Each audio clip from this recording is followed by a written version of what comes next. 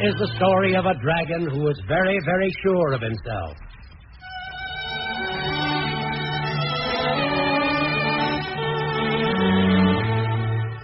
Once there was a war.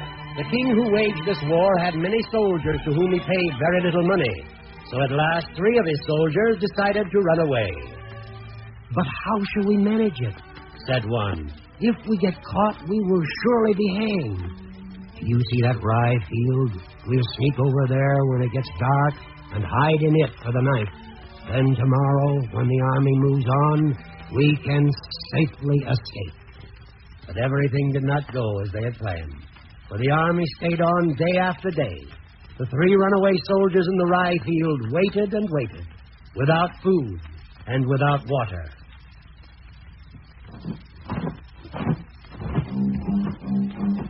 At last, a fiery dragon came flying along and lay down in the field, coiling himself in and out among the rye stalks.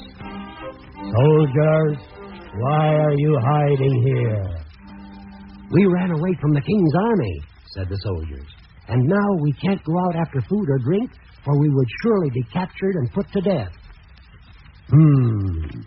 "I can save you, and I'll do it gladly, too, if you will promise to serve me for 7 years. The soldiers looked at each other doubtfully, for they did not like the idea of having a dragon for a master. But since the only other thing they could do would be stay in the rye field and starve to death, they promised. The dragon seized them in his claws and, flying high in the air, carried them to safety. When they were on the ground again, he gave them each a little whip, saying, "Snap these whips and gold will spring out of the air like grasshoppers. The more you snap the whips, the more money you will have. This you may do for 7 years. At the end of that time, I'll give you a riddle. If you guess it, you can keep your whips and I'll have no more power over you. But if you fail, you will be my servant for the rest of your lives." And with this, he flew away. Quickly, the soldiers snapped their whips, and sure enough, gold fell from nowhere and landed in shiny yellow heaps all about them.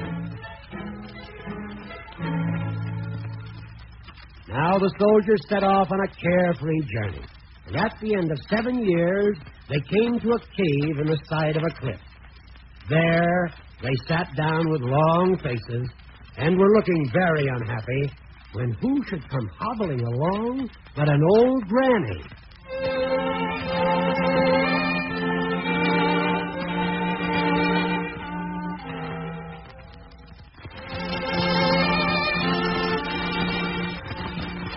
Seeing how sad they were, the old lady asked what the trouble was.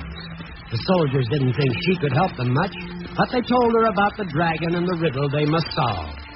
Now, my lads, that's not as bad as it might be. I can tell you what to do.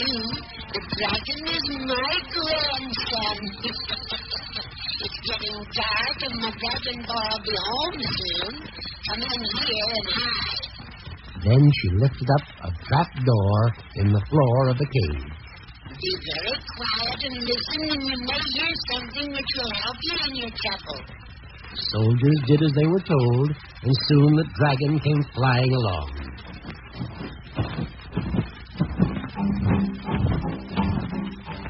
Well, my boy, what kind of a day did you have? Oh, not much luck today, Mother. But in a few days I will have some fun. 7 years ago I signed up 3 soldier lads, and their time is almost up. And they must answer me a riddle. And it's a good one, too. Listen. In the great North Sea lies a dead long-tailed monkey. That's to be their roast meat. The rib of a whale shall be their spoon, and an old hollow horse hoof shall be their wine glass. Isn't that good? And he went to bed in high glee. A few days later, the dragon reappeared. You promised, and so now for the riddle. I'll take you to my dominions, where I'll give you a feast. And what do you think you shall have for roast meat? The first soldier said, "In the great North Sea lies a dead long-tailed monkey. I suppose that's to be our roast meat." The dragon was surprised, but he went on, And what's to be your spoon? said the second soldier. "A rib of a whale, isn't that right?" The dragon made a horrible angry face and said, But can you guess what shall be your wine glass? said the third soldier. "An old hollow horse hoof, no doubt." The dragon turned purple with fury and then flew away, roaring very loud. The three soldiers laughed gaily and snapped their whips for more gold. And if they haven't stopped, they're still at it.